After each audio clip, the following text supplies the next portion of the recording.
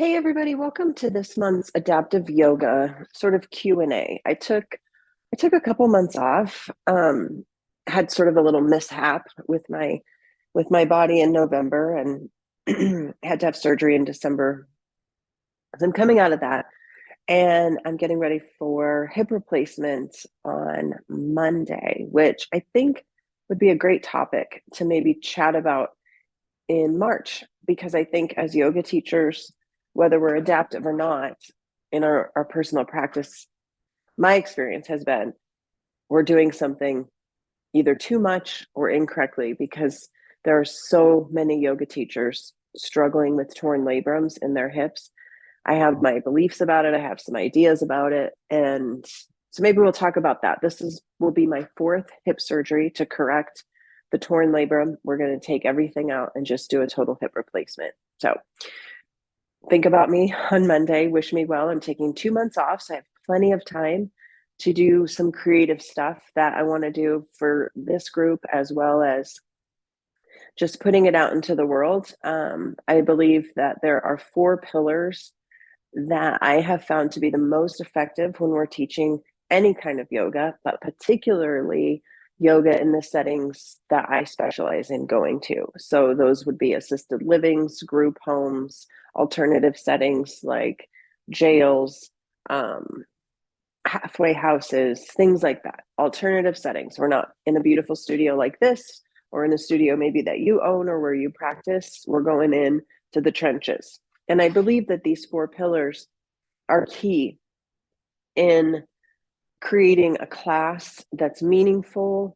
that's purposeful, that has some meat to it that then they can apply to their life, which is really what this all is. I mean, that's why we call it a practice, is because we are doing things in the space of yoga to then better our lives out in the world. And that is truly what I believe needs to happen. So I'll be sharing a little bit more about what those pillars are.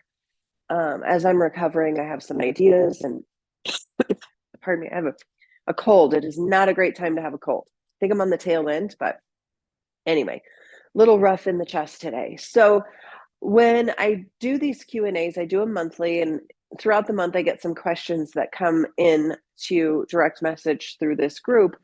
And so I wanted to address some of those questions and I've addressed them before, but since it's been a couple months since I popped on, let's go ahead and dive into it.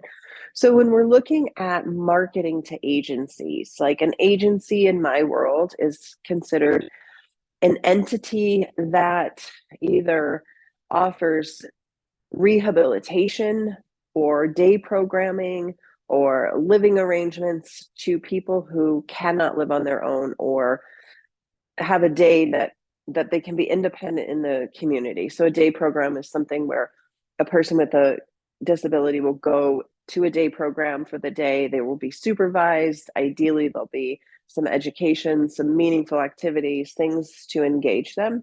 And then they return to wherever they're living in the evening. So that's day programs. And then we have like an inpatient rehabilitation center, would be like an inpatient hospital that's getting physical therapy, occupational therapy, speech therapy, things like that, more of a clinic setting.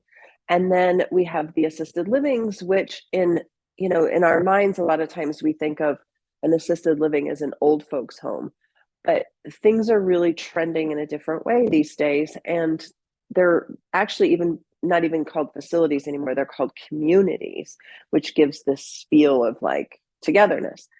And these communities are not always those big, huge buildings that we see that have independent living, assisted living, and memory care. They're still there, and there's plenty of them in every community.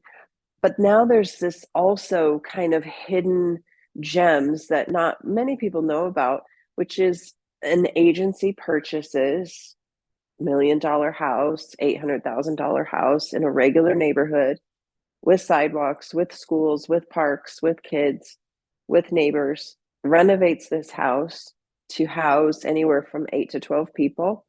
And then they provide 24/7 care for all of their daily needs, whether that's medical, They provide the meals, they provide supervision, they provide activities. That's where yoga comes in.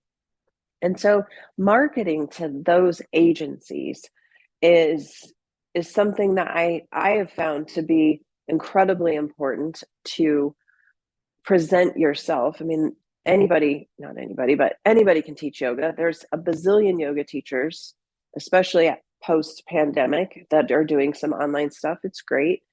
But to have something that sells you as why you want to do this. Why do you want to go into assisted living or into a jail or into a group home for people with at-risk behaviors or mental health issues? Like, why do you want to do this? So figure out why that you're passionate about this. Maybe you want to give back to the world. Maybe you have a sibling that has difficulties with mental health, and you found that like helping this sibling inspired you to want to help more people. Figure out what's driving you, and then sell yourself. And and and I don't mean like make it about you, but use your passion in here to show up in the world as to why you want to do this. If you want to do it because you love yoga and you just love yoga, I'd check in with yourself, because your yoga that you love is very different in these settings. And so maybe you have a medical background, maybe you are a social worker, maybe you are a parent of a child with a disability, and you just feel passionate about how much yoga has helped you and maybe has helped your child. You want to just spread the love. That's a great reason why. And so when I market an agency, when I approach an agency, I'm very, very professional. I do think it's important to have those little credentials, because that's what our world accepts as valid and real. And so, you know, I'm not attached to my credentials. I did the work, whatever. The world that we live in values that. You could do this work without those credentials. Doesn't matter to me, but to agencies it does. And I created sort of a digital presentation, if you will, a digital presentation of what I offer. And in that presentation, which I'll link in this video, it has the 4 pillars, what I teach, why I teach those 4 pillars, and then who am I? And it talks a little bit about me. And then I do a quick, like, I think 90-second video. Hey, I'm Stacie. I teach adaptive yoga. I bring it into you, which is really a unique niche. I'm not expecting an activity bus to bring people to me. I've done that. It's beautiful. It's wonderful. It's community inclusive. But the agencies that I serve, they're not going to pile people in a bus and bring them to me. And my studio is not ADA compliant, so that limits a lot of people. So marketing is, what are you going to offer? Why are you going to offer it? And who you are. And I'll link mine in the comments. If you want help creating one like that, it's a free program that I use to create these beautiful monthly newsletters. I've got hundreds of these that are educational in some realms and other areas of my business that I educate people on health and wellness. Got tons of those. Have my marketing one for adaptive yoga, and then I send out monthly newsletters to my subscribers. That's in this format, and it's really easy to read. You can add videos, and it's just beautiful. Okay, so that's marketing to agencies. And then let's talk a little bit about dementia and what you might see when you go into assisted livings, and I think some myths around dementia and how you can engage somebody. So some of the myths that I maybe have believed in the past before I really dug into this population is that people with dementia kind of revert back to children. Not always.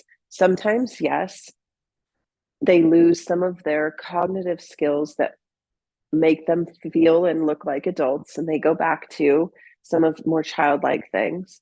Not every person with dementia is going to do that. Some people with dementia will go back to their early adulthood kind of things they enjoyed. Like, I see a lot of women holding dolls and mothering them and really feeling like this is my child. And so we see a lot of that. And in my mind, you roll with it. You meet them where they're at. whether they're an able-bodied person coming to a yoga class or they're a 90-year-old holding a plastic doll. I have a gentleman who has a cat that sits on his lap all the time. It's a motorized purring stuffed animal, but to him, it's his cat. And so part of the beauty that you bring to these people's lives is enriching them where they're at in their life that particular day. I have seen a sharp increase in young people, and I'm 53, so I think I'm younger people developing frontal lobe dementia. And of course, we know the famous actor Bruce Willis, he has that diagnosis, and it's devastating. It's a devastating diagnosis, and I'm seeing an increase in this in just my small sector of work. I have seen a young man just diagnosed with it and rapid decline. And I was great, just amazingly allowed to be in the presence of a person's life at the end of his journey with frontal lobe dementia. Beautiful man, beautiful husband, father, and it's devastating. And so those can be tricky because if you're in my age group, if you're in your 50s and you go into a home to teach adaptive yoga and all of a sudden there's a new resident and that resident is your age and you're watching week after week this person decline fairly fast and lose language, lose motor, it's hard. And so dementia is not just old people who forget things. They're not just people who turn into children. It's a hard disease. And the thing that I would say, the most important thing with dementia is to just always meet the person where they're at. And if they're talking about their husband's in the next room and you know that the husband has been dead for 20 years, don't argue with them. Don't say, oh no, he's been passed away. Or if they feel like their mom's cooking lunch and it's a staff worker, just roll with it because in their world, it's real. And to deny somebody what's real and valid in their experiences is not our place at all. So sometimes I have a couple students who believe that they're waiting for, the horses to be groomed so that they're going to get back on the horse. And so ask them about the horses. What's your favorite horse? What do you brush them with? What do they eat?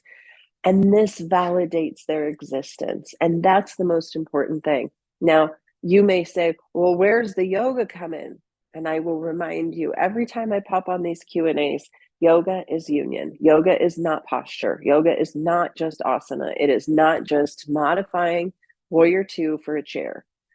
It drives me crazy. Yoga is union. Yoga is connection. It's being in the presence with somebody. It's validating, seeing, acknowledging two people coming together. That's yoga. Okay, so that's dementia. It will knock your socks off. It will surprise you. It will humble you. It's fun. It's delightful. It's delightful to pet the cat and watch the cat purr and watch the joy in that man's eyes as he's sharing his beloved cat with me. If I was to go in and say, okay, you need to put your cat over there and turn it off, and we're going to do modified tree pose today, that's not yoga. That's me directing somebody else's life to be miserable. It just won't happen in my world. It's not how I teach. It's not how I show up. So important to check yourself at the door and what is your intent there. And if your intent is to see somebody, then you pet the cat and you ask about the baby and you get into their world. And that's two things coming together, which is yoga. All right, so how to invoice and get paid. In the beginning of my life, I wasn't as savvy as this invoicing. How do I get paid?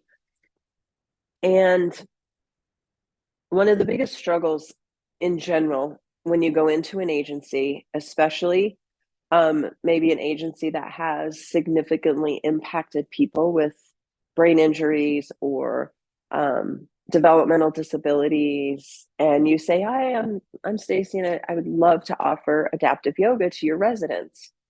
Their thought is yoga is on the floor. Yoga is thin, skinny people in tight clothes doing crazy things with their body.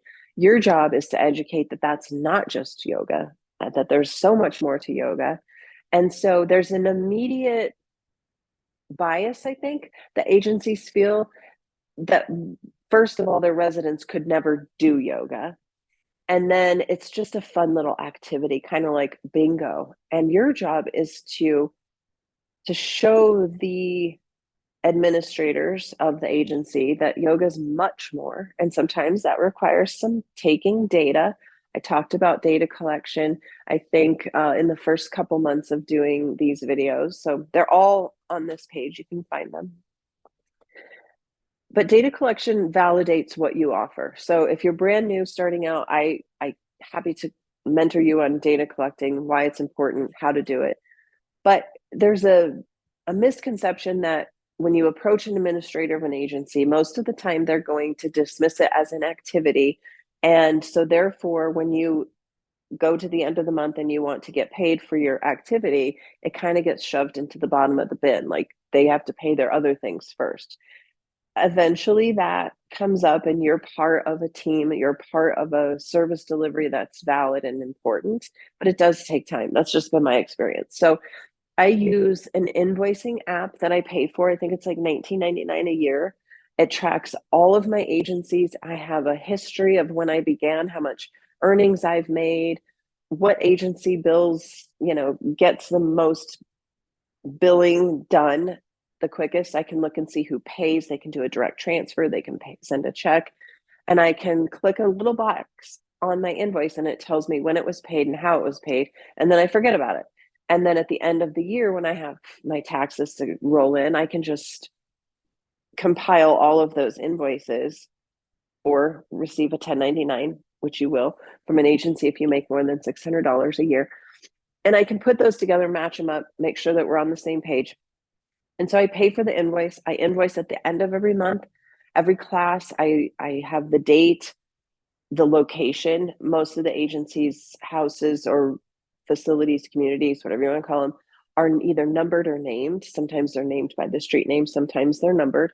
So I'll write 114 yoga, house number 5, and then my rate.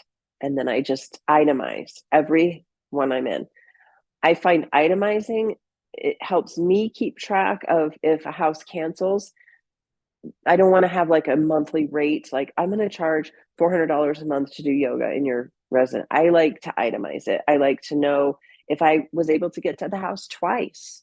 Sometimes there's a house that I can hit twice. And so I want to make sure that I'm itemizing those visits for multiple reasons, to cover my own fanny, to make sure that, yes, I am going where I say I'm going, doing what I'm saying I'm doing. It just works for me. So I itemize where I've been. Each agency has their own invoice. So, agency number 1, I visited 30 different homes. They're all itemized. End of the invoice, it has a total. I email it to the bookkeeping people, the accounting people, or maybe the CEO, COO, whoever you're dealing with. They pass it on to the people who are going to pay you. I ask for 14 days pay. They usually say we're a 30-day payout agency. That's okay. You will usually get paid within those 30 days. I say 14. A lot of times I do. I get a quick turnaround. I get direct transfers the next day. Most of my agencies do pay with a check, but I have 3 that pay direct transfer, which is great. And it's one and done. Just make sure that if you're using an invoice program, you make sure that you go back and write that it's paid, because it will keep sending the invoice automatically until it's paid. So your job as your own bookkeeper is to make sure that you're clicking that invoice was paid, so that they don't get annoyed with multiple emails. That way you can keep track too of who has paid and who hasn't. Now, I've had trouble with 1 or 2 agencies not paying me within the 30 days.